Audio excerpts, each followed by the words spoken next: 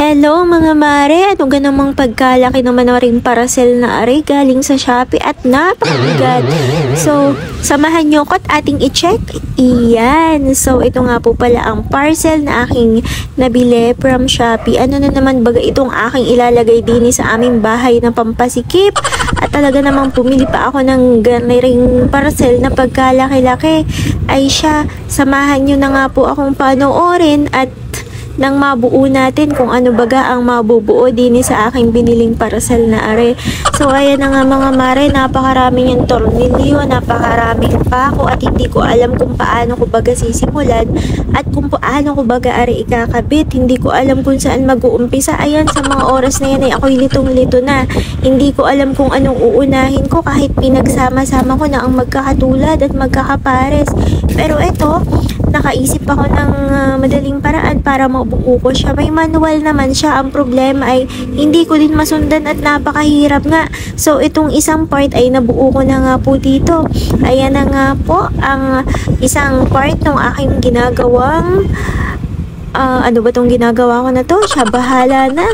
So, ito na nga po, utay-utay, nakakabuo na nga po ako mula dito sa aking piniling mga kahoy, tsaka dito sa Shopee. At ako, pumili pa talaga ako ng kahoy nga sa Shopee. Dami-dami namang kahoy din. At sana'y pinutasan ko na lang, ay gang na lang din naman pala aring bibilhin ko. So, ayan na nga po mga mare, ang aking pinaggagawa. At, syempre, pagkalipas ng kinabukasan, kinabukasan ko na po yan na gawa dahil 4 PM na po siya dumating, ay napakahirap po talaga at na-stress ako kung paano ko siya sisimulat gagawin. Ayan, kinabukasan ko na po siya itinuloy at nung gabi ay pinakaisip ko at pinag-aralan. Mukhang madali lang po siya pero napakahirap po pagka gagawin na talaga. At inabot pa nga ng kalyo yung aking kamay kakapihit ng tornilyo. At ayan na nga po yung isang layer naman na nagawa ko.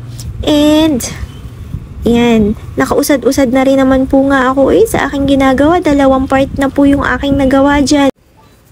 At ayan na nga po, malapit na nga po talaga siyang mabuo. Nakikita ko na po ang katotohanan.